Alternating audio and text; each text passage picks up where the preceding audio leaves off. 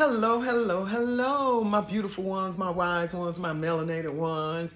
Today is Monday, January 3rd, and I am so happy to be back online. I took a few days off because I needed to do some things and spend some time with me and focus on some things and get some meditation in and just separate myself from some things. So in doing that, I had a great weekend. I had a really good weekend. Friday evening was a good evening.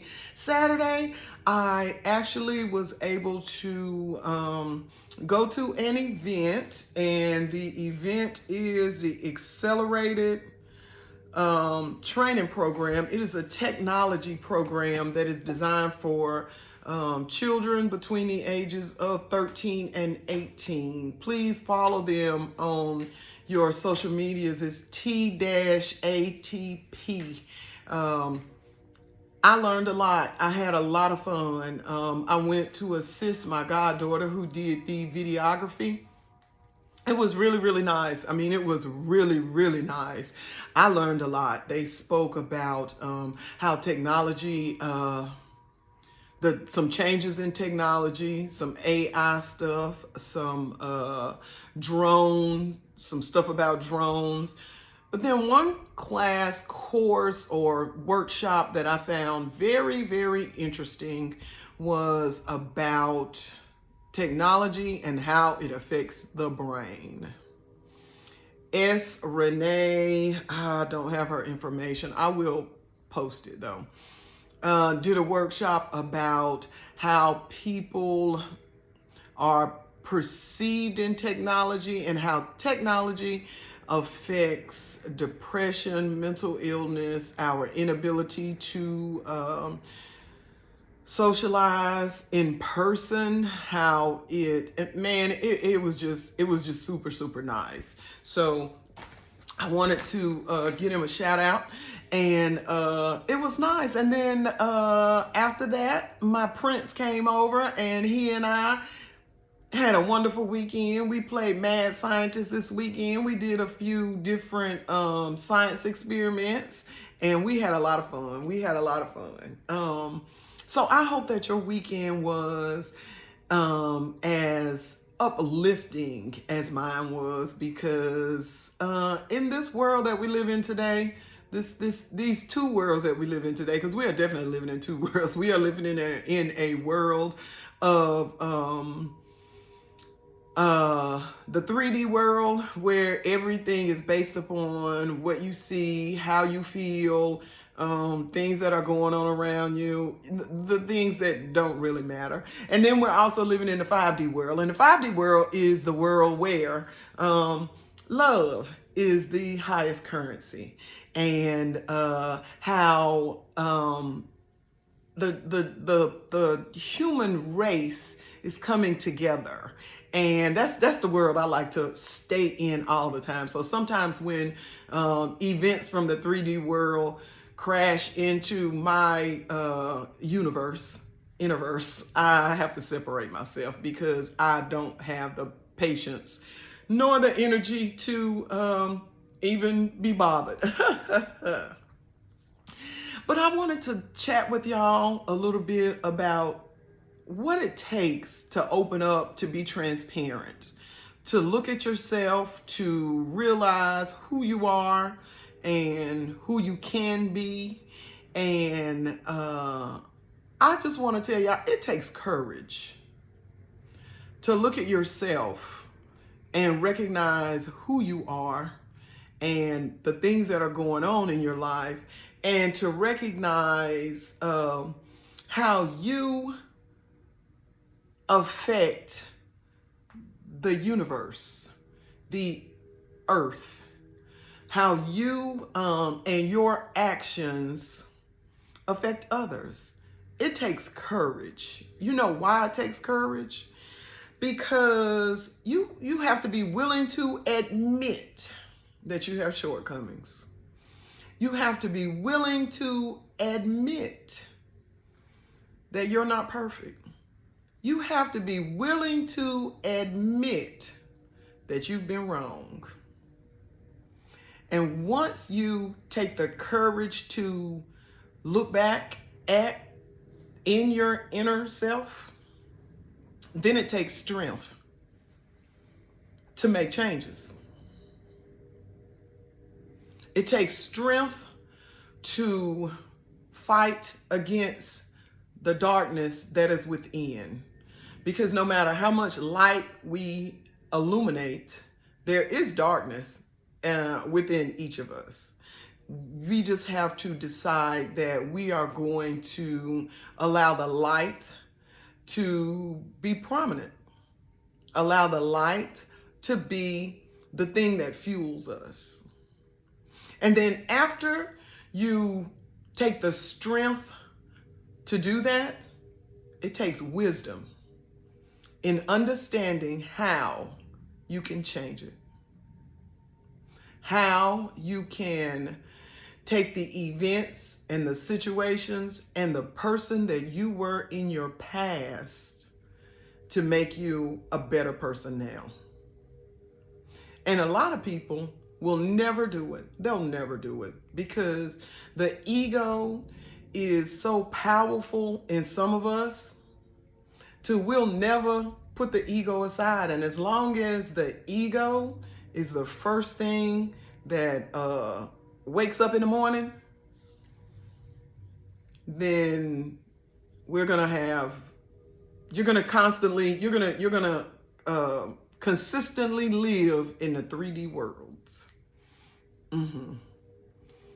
That's a lot. That's a whole lot. The courage to look at yourself, the strength to recognize, and the wisdom to make changes. Then you got to have some understanding, but you have to understand that even though you're making these changes, and I'm talking to myself, that even though you're going to make changes, you have to understand that everybody's not willing to put in the work.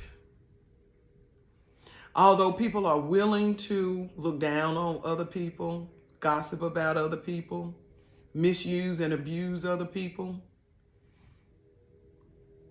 they just may not have the courage, the strength, the wisdom, and the understanding to change themselves. But we'll expect others to change based on their minute feelings or interpretation of others. But the powerful person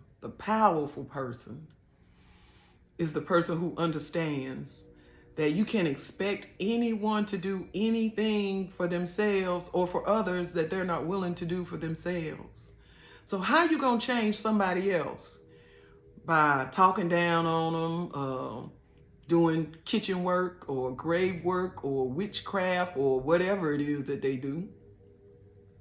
How you gonna do that to somebody else, but not even have the courage, the strength, the wisdom, the understanding, and the power to recognize that you yourself need help also? That you can only control you. We can't control nobody else. That's why I always tell people, I'm not here to change your mind. I'm here to provoke thought. I want you to think about some of the things that I want you to think about everything that I say, but I know you won't. So I just want you to think about some of the things that I say. Because if you are really on a pathway to heaven, how can you not correct you? How can you expect others to change when you're not even willing to change? And a lot of that is just based on ego. Our egos tell us that, man, you ain't got to change. You know, it ain't you, it's her. It ain't you, it's him. It ain't you, it's them. No, it ain't them, it's you. It ain't them, it's me. And that is why we have to look at our inner verse. Until you change what's going on within you, until you recognize that you are the most powerful person when you operate in love, until you realize that others won't even listen to you until you operate in love. And those that listen to you and you're not operating in love are bigger fools than you are.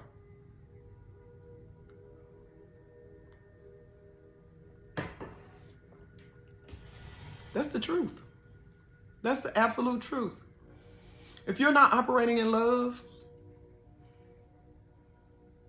your operation is not a success. It won't be a success. Yeah. And I'm going to tell you what. If you don't know me by now, it doesn't matter. Because I know me. And that's the most important thing about it. I know me. Can you say that about you? We go through life sometimes so quickly, so swiftly, so robotically, that we don't even know who we are. We don't know what we like. We don't know what we dislike. We don't know what we stand for. And we damn sure don't know what we'll fall for. That's because we don't know who we are. And that's on a intimate level. Yeah, my favorite color is green. Do I know why my favorite color is green? I do. I know why my favorite color is green. My favorite color is green because green is the color of life. Green is the color of love. Not red. Green is the color of love. Because green is the color of the earth. When it's flourishing, it's green. I learned that as I was learning about the chakras that we deal with, all 7 of them. And green is the heart color. I don't know who made green the red, who made red the heart color. Maybe it's because of blood, but that has nothing to do with it. Yep, that was flip-flopped. Green has always been the love color. Even if you go back to ancient writings, ancient drawings, green has always been the color of love. And when I found that out, it made me like green even more. We have to take the courage to look within ourselves. We have to take the strength to face ourselves. We have to add some wisdom to change ourselves. And we have to have some understanding to understand that what is for us might not be for everyone else, and that what is for someone else might not be for us. But we have to take the time to get to it. And you can't get to the understanding until you got the courage, the strength, and the wisdom. Understanding is the last part. It is the last part. There is no nothing else. You don't understand until you know the process. You don't understand until you've been through the process. You don't understand until after you put it to work. No way around it. Not a math problem, not a sentence, not a song, not anything. You don't understand it until you learn it.